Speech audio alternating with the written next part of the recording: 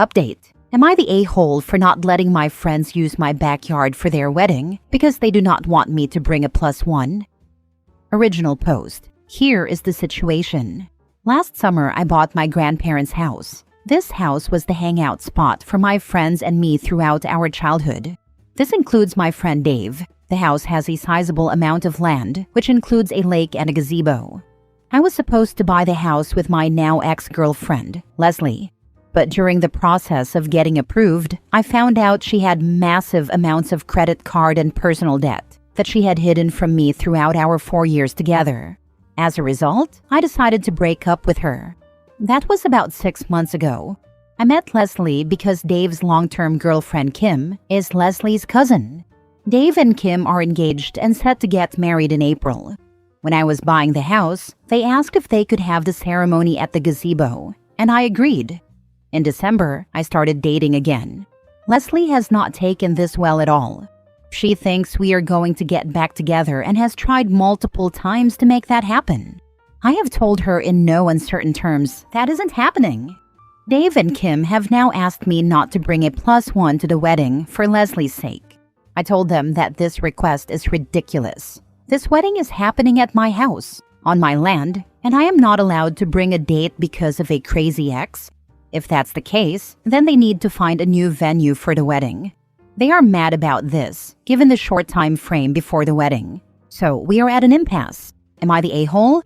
Edit. I've seen a few things brought up in the comments multiple times, so I'll quickly address them here. 1. Liability issues. I am fully aware of the liability risks, which is why I purchased, and they reimbursed me for, a special event insurance policy that provides 100% coverage for any damages, claims, injuries, etc., up to $2 million. This was one of the first things we did after I agreed to host the event at my home. 2. Guest size and facilities. The wedding will have a maximum of 75 guests, plus 5 catering staff and 5 security staff.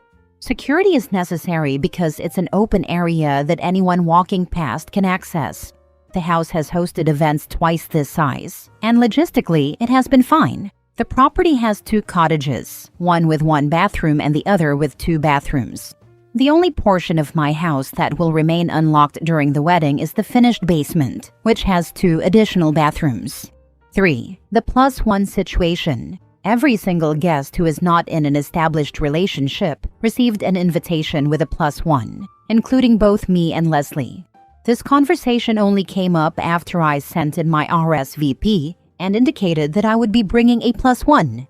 Now, they are saying they don't want me to bring a date because Leslie blew up about it, and they are afraid of a scene at the wedding. 4. Leslie has also indicated she intends to bring a +1. I have no idea if she actually will, but she put it down on her RSVP. Now for the top comments before reading the update. They want to tell you who you can have at your own home and think it is fine. They're nuts. If they want to dictate guest rules, they should pay for a venue. He is being generous, and they're being entitled. Yeah, he is offering them a free wedding venue, and they're trying to control his personal life in return? That's not how favors work. Pull an Uno reverse. Tell them Leslie isn't allowed on your property and watch their heads explode. The petty part of me did absolutely consider saying, well, Leslie cannot come to my house or on my land, so it shouldn't be a problem. My younger self would have said, F that, it's my property, and I'll bring a date. Or you can hold your wedding at the local VFW for all I care. My older, more thoughtful self says, Dave, you're my friend, and I don't want to ruin you and your fiancé's day. Since you want Leslie at the wedding, I won't bring a date out of respect for you. If she brings someone, fine. Yes, it's crappy for Dave and Kim to make that demand, but it's also crappy to pull the rug out from under them this late in the game. Couples planning a wedding can get a little crazy, dealing with thousands of details and having to navigate/prevent potential drama between family members and friends. It's super stressful. I definitely sympathize with how you're feeling. But if it were me, I'd swallow my pride and just let them have their day, especially if Dave's friendship is important to you. Interesting. A younger version of me would have let them do whatever they wanted and given in to every demand. But that is no longer my view on the matter. Dave's friendship does matter to me, but he is effectively giving me the middle finger as I see it. Over the last 6 months, I have put up with all types of nonsense due to Leslie. While most people don't know all the details of what I've endured, Dave does. As a result, I have taken all kinds of nonsense from virtually everyone on the wedding guest list. People begging or pleading with me to take Leslie back or some combination of both. I simply want to have someone there so I don't have to deal with the constant nonsense, lies, manipulations, etc. that have defined my interactions with these people. Dave doesn't care about that. So, it leaves me wondering, does he actually care about me? If the last 6 months had not been what they were, I might feel differently. But I have bent over backward to avoid making things difficult for Leslie. I simply cannot give in anymore. I am done. Now for the update. So, I met with Dave this morning. We talked for almost 2 hours about everything. I laid it out that I thought he was, at best, a crappy friend. I went through our long history of various incidents over the years that have made me question our friendship. That was the bulk of our conversation. Then we turned to the breakup with Leslie and the crap show of the last 6 months. Despite Leslie's craziness, I have bent over backward to try and accommodate her feelings. She has shown up at my house in the middle of the night, yet I did not go for a restraining order. When I go out, I avoid places I know she and her family frequent. She has implied to her family and mutual friends at various times that I cheated and/or that I took advantage of her financially, neither of which is true at all. I have held my tongue to avoid embarrassing her in front of her friends and family.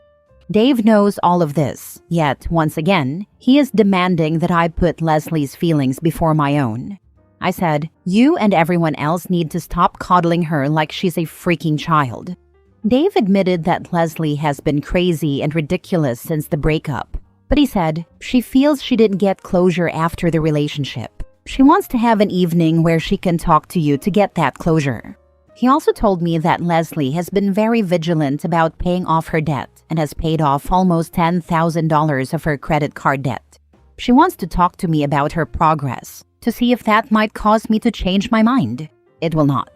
I asked him, "So, do you expect me to go to the wedding and talk to her? Because I have her blocked everywhere, and date or not, I do not plan to say a single mumbling word to her." He said, "I fully expect she would lose it if y'all don't talk at the wedding." I told him, if that's the case, then for the good of my property, I can't have Leslie come. If she is so unstable that I need to be coerced into a conversation with her, then she is too unsafe to be a guest in any capacity at my home. So, I told him, based on what he just told me, Leslie cannot come to my house or onto my land. I am still willing to host the wedding, but I cannot trust that Leslie won't do something based on what he is saying.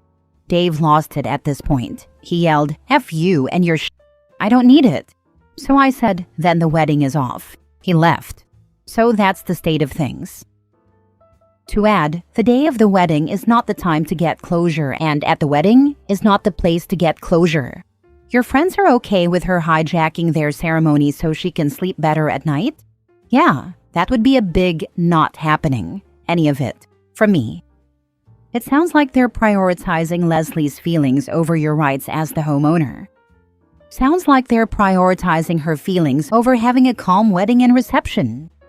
They expect it to stay calm because they expect OP to fall in line with whatever get back together plan Leslie is hatching. It's nice for her that she's paying off her debt, but she's still a liar and obviously manipulative. I'd refund Dave for what he spent on the event insurance, then host my own party on that date at my home, a people who don't want to hang out with Leslie party. I bet there'd be a massive turnout.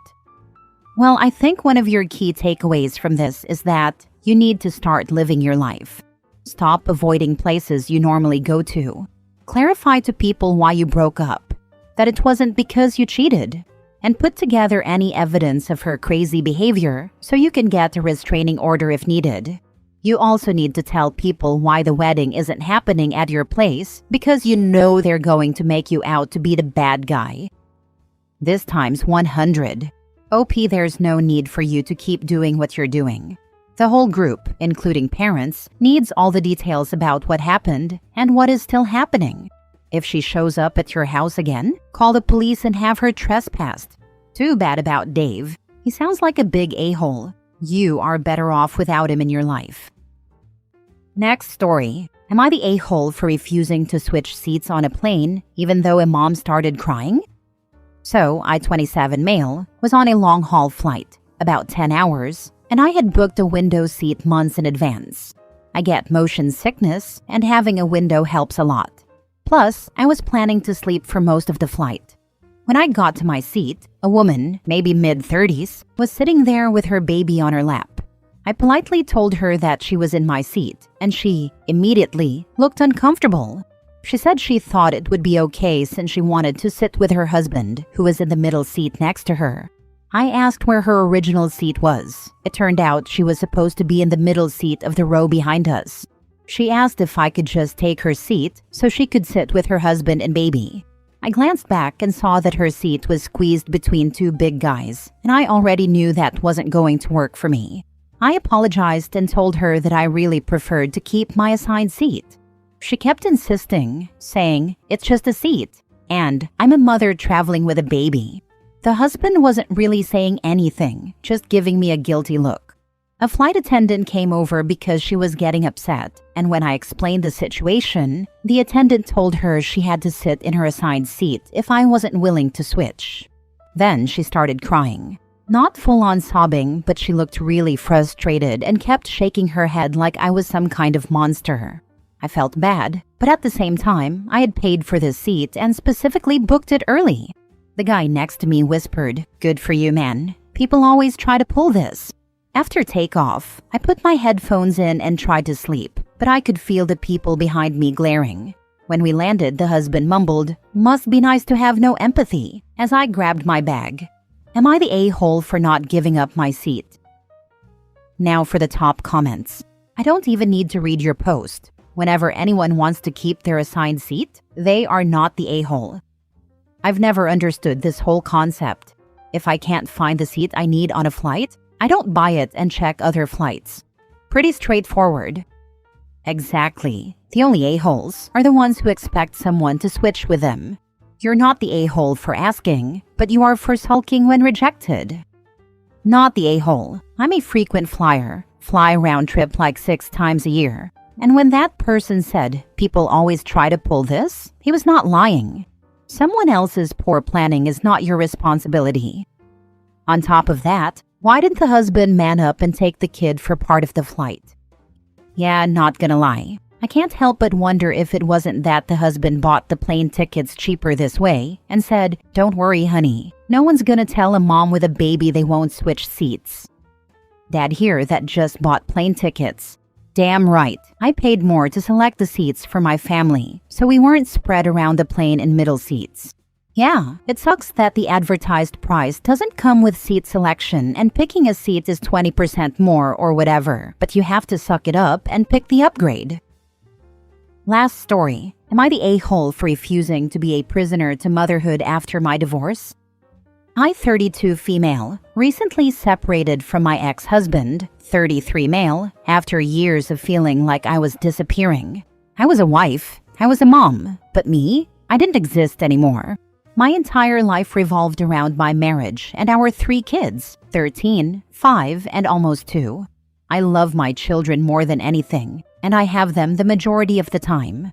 When they're with me, I give them everything. Homework, bedtime stories, family outings. And for the first time in years, I actually feel present, instead of trapped in a dark hole of exhaustion and self-hate.